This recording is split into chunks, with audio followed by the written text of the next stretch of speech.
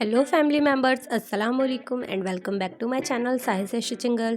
तो आज हम इस कुर्ती की कटिंग करना सीखेंगे जो कि आड़ी फैब्रिक में है। तो चले हम वीडियो स्टार्ट करते हैं।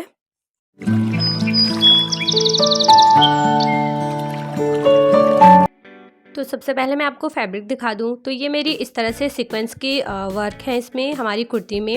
एंड दूसरी मेरी ट्राउज़र की फैब्रिक है जो कि क्रैप फैब्रिक है। तो इस तरह से ये मेरी ट्राउज़र की फैब्रिक है। मैंने आपको इसकी ट्राउज़र की कटिंग ऑलरेडी ट्राउज़र की कटिंग की वीडियो अपलोड कर रखी है, तो आप डिस्क्रिप्शन से जाकर वीडियो वॉच कर सकते हैं। तो इस तरह से ये मेरी कुर्ती है जिसकी वर्क जो है आड़ी फैब्रिक में है। तो आज हम इसी को कट करना सीखेंगे।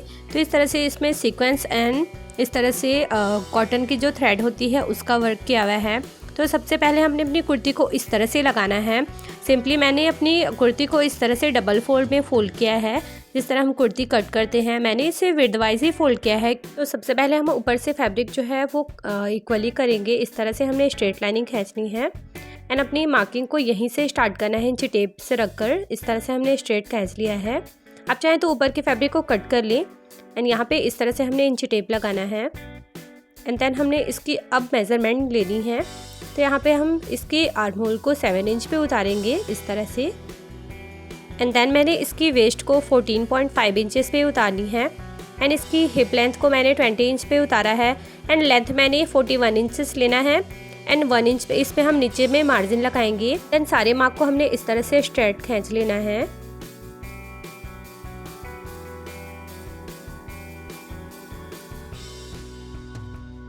तो इस तरह से हमने अपनी सारी मार्किंग कर ली है यहाँ पे।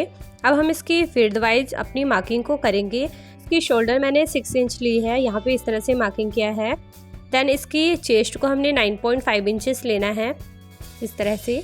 एंड इसकी वेस्ट है जो कमर है हमारी 8.5 इंचेस है। एंड इसकी हिप विड्थ को हमने 9.5 इंचेस लेना है। एंड सेम हमारा दामन के पास भी 9.5 इंचेस हमने मार्किंग करनी है। मार्जिन हम इसमें अपनी स्लिट के लिए 1 इंच लगाएंगे इस तरह से। एंड हिप के पास भी हमने 1 इंच मार्जिन लेना है। एंड देन हमने वेस्ट के पास 1.5 इंचेस मार्जिन लेना है। तो आप 1.5 इंचेस से ज़्यादा मार्जिन ना लगाएं क्योंकि हमारी यहाँ पे फैब्रिक एक्स्ट्रा होगी तो हमने बिल्कुल अनकंफर्टेबल होगा इसे वेयर करने में। तो ऊपर के पास चेस्ट के पास भी हमने 1.5 इंचेस लिया है। एंड देन नेक की ब्रॉडनेस हमने 2.5 इंचेस लेनी है। एंड यहाँ से हमने इस तरह से हाफ इंचेस पे मार्किंग करना है। इस तरह से हमने हाफ इंचेस पे मार्क किया। अब हम इसे तिरछा करेंगे, ये वाली लाइन को यहाँ मिलाएंगे। हमने जहाँ पे 2.5 इंचेस मार्क किया था वहाँ से हम इस तरह से हाफ इंच पे मिला लेंगे अपनी मार्किंग को तिरछे में इस तरह से। ये हमारी शोल्डर की डाउन हो गई, इसे डाउन करना हमने बहुत ज़रूरी है शोल्डर के पास। तो बाकी मार्किंग को हम इस तरह से मिलाएंगे शेप पट्टी की मदद से। आप चाहें तो स्ट्रेट स्केल से भी इसे मिला सकते हैं। तो इस तरह से हमने अपनी मार्क को मिलाना है। दूसरी तरफ हमने इस तरह से स्केल को मूव करना है। देन ऐसे मार्क करना है। अब हमने जो यहाँ से एक्स्ट्रा फैब्रिक लिया था मीन्स 1.5 इंच लिया था मार्जिन, उसे हम इस तरह से मिलाएंगे। यहाँ भी हमने इस तरह से मिलाना है 1.5 इंच को बीच वाली वेस्ट लाइन से इस तरह से मिला ली हमने। अब हमने स्ट्रेट स्केल लेना है ताकि हमारी स्लिट जो है वो बिल्कुल स्ट्रेट बने। तो ये वाली मार्क को अंदर वाली मार्क से हम मिलाएंगे।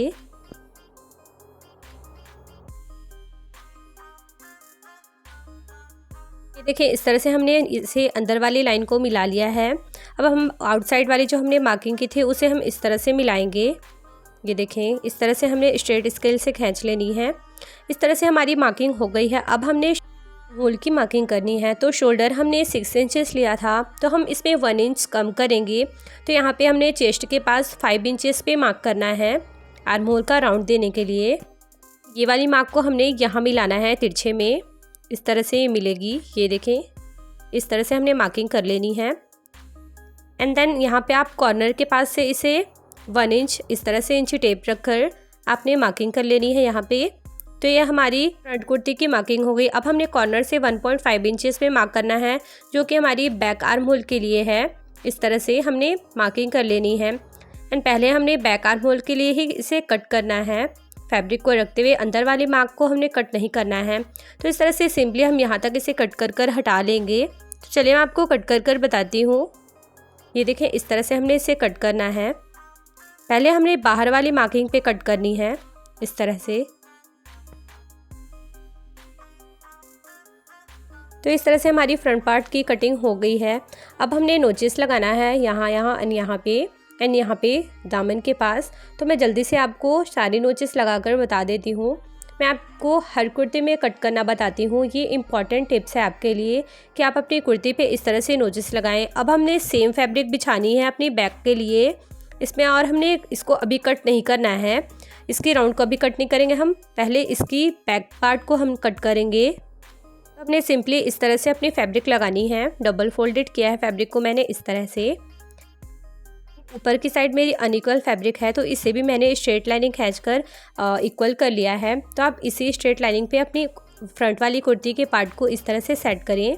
यहाँ से हमने सिंपली इस तरह से इसे कट कर हटा लेना है। तो इस तरह से हम इसे कट करेंगे बिल्कुल सेम एज इट इज़। यहाँ पे हमने ऑलरेडी आर्म होल के पास फैब्रिक ले लिया है तो हम इसे एक्स्ट्रा फैब्रिक और बैक पार्ट में हम नहीं लेंगे। इस तरह से हमने इसे कट कर लिया है। अब हमने क्या करना है, जहाँ पे हमने नोचेस लगाया था वहाँ पे हम बैक में भी नोचेस लगा लेंगे।